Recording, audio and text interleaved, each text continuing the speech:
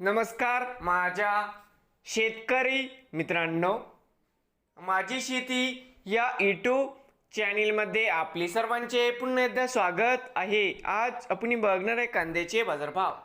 महाराष्ट्र राज्यातील कृषी उत्पन्न बाजार समिती मुंबई येथील आजचे कांदा बाजारभाव म्हणजे दिनांक 8